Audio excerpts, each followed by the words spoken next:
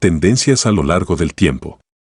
Si lo que nos preocupa es el bienestar económico de seres humanos de carne y hueso, y no las comparaciones estadísticas entre categorías de ingreso, entonces debemos tener en cuenta el ingreso real per cápita, porque las personas no viven de porcentajes, sino de ingreso real. De los individuos que estaban entre el 20% con el ingreso más bajo en 1975, un 98% habían salido ya de esa categoría en 1991 y 2/3 tenía mayores ingresos reales en 1991 que el estadounidense promedio en 1975. Si nos concentramos estrictamente en las categorías de ingreso, el porcentaje del ingreso total de la sociedad que tenía el 20% de los hogares con menor ingreso, bajó del 4% en 1985 al 3,5% en 2001.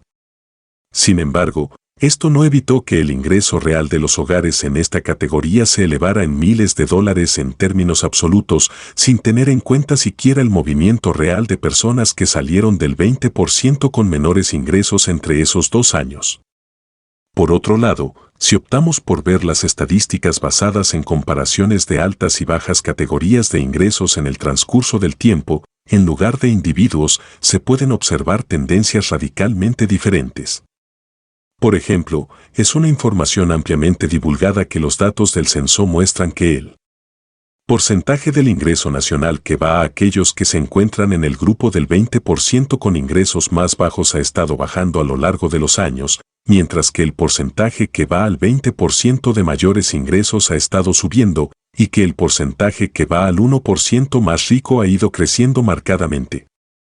Esto ha llevado al común estribillo de que los ricos son cada vez más ricos y los pobres son cada vez más pobres, una noción que proporciona a los medios de comunicación el tipo de noticias dramáticas y alarmantes que venden periódicos y atraen audiencias televisivas, además de ser ideológicamente satisfactorias para algunos y políticamente satisfactorias para otros. El tema real es, no obstante, ¿es cierto esto? Una figura diametralmente opuesta puede hallarse cuando se compara lo que ocurre con los individuos particulares a lo largo del tiempo. Por desgracia, la mayoría de las estadísticas, incluyendo aquellas de la Oficina del Censo de Estados Unidos, no siguen a individuos particulares en el tiempo, a pesar de que esta impresión tienda a desprenderse de los datos sobre categorías de ingresos. Entre los pocos estudios que han seguido a los individuos en el transcurso del tiempo, uno de la Universidad de Michigan y otro del Servicio de Impuestos de Estados Unidos muestran patrones similares entre ellos pero que son completamente diferentes a aquellos frecuentemente citados en los datos de la Oficina del Censo y otras fuentes. El estudio de la Universidad de Michigan analizó a los mismos individuos desde 1975 hasta 1991 y el analizó del Servicio de Impuestos siguió a individuos a través de sus declaraciones de impuestos desde 1996 hasta 2005. El estudio de la Universidad de Michigan halló que, entre las personas que estaban en el 20% con menores ingresos en 1975, aproximadamente el 95% habían escapado de esa categoría ya en 1991, incluyendo un 29% que en 1991 había llegado a colocarse entre el 20% de personas con mayores ingresos en el país, en comparación con solo un 5% que se había quedado entre el 20% con menos ingreso. El mayor aumento absoluto de los ingresos entre 1975 y 1991 se dio en aquellas personas que se encontraban inicialmente en el quintil inferior en 1975, y el menor aumento absoluto se dio en los que estaban inicialmente en el quintil superior en el mismo año. En otras palabras, el ingreso de las personas que comenzaron abajo creció más que el ingreso de las personas que comenzaron arriba. Esto es diametralmente opuesto al cuadro presentado por los datos del censo, que consiste en comparar categorías de altos y bajos ingresos en el transcurso del tiempo, en lugar de seguir a las personas que están saliendo y entrando de dichas categorías.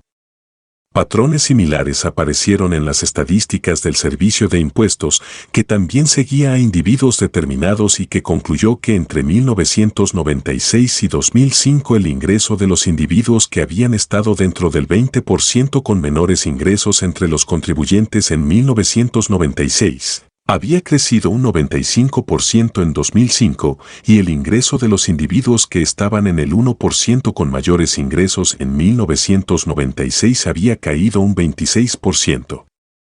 Puede parecer casi imposible que los datos de la Oficina del Censo, del Servicio de Impuestos y de la Universidad de Michigan sean todos acertados, pero sí lo son.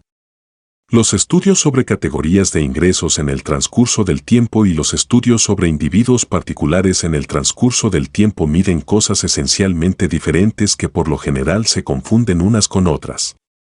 Cualquiera que sea la relación entre una y otra categoría de ingresos, esa no es necesariamente la relación entre personas, porque las personas están constantemente cambiando de categoría.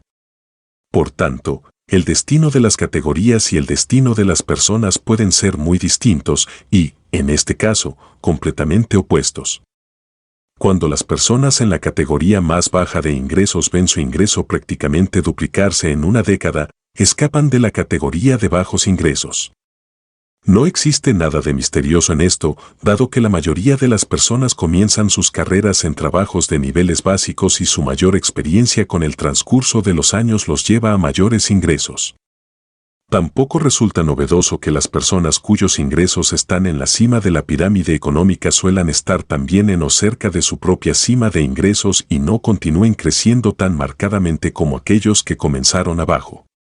En un año determinado, muchas personas pueden colocarse entre el 1% de personas con mayores ingresos, aproximadamente por encima de $365,000 en el año 2005, debido a algún aumento extraordinario de su renta durante ese año. Por ejemplo, quien vende una casa puede ver su ingreso multiplicado ese año en relación con los años anteriores, así como los posteriores. Algo muy parecido le puede ocurrir a alguien que en un año determinado recibe una gran herencia, gana una fortuna en la bolsa o vende opciones de acciones que se han acumulado con los años. Esos aumentos repentinos del ingreso constituyen una proporción significativa entre aquellos cuyo ingreso crece a niveles muy altos en un año determinado. Más de la mitad de las personas que formaba parte del 1% con mayor ingreso en 1996 habían bajado de ese nivel en 2005.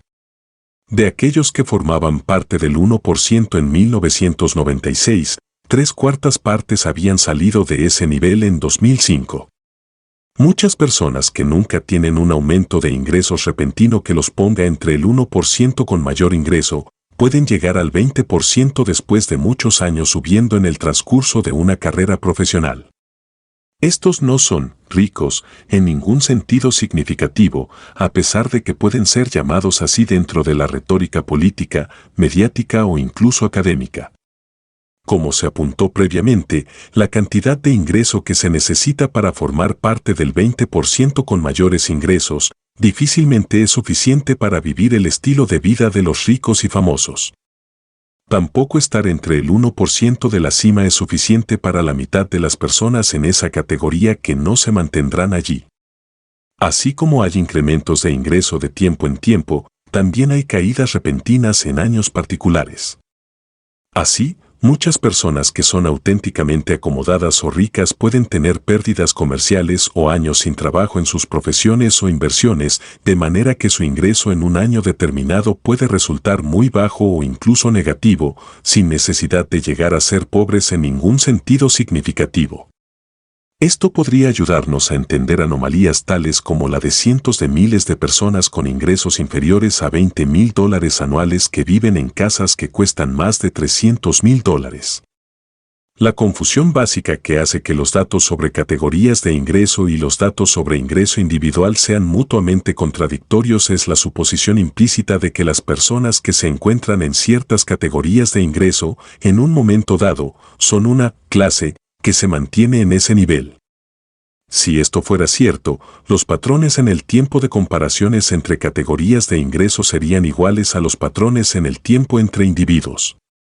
Dado que esto no es así, los dos conjuntos de estadísticas llevan no solamente a conclusiones distintas, sino a conclusiones contrarias.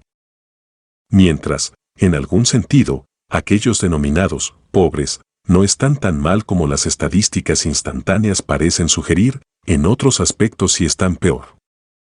Aquellos que son pobres a lo largo del tiempo y que viven en barrios flagelados por la pobreza frecuentemente deben pagar precios más altos por bienes y servicios inferiores, debido a los mayores costes de envío de dichos bienes y servicios a esos barrios.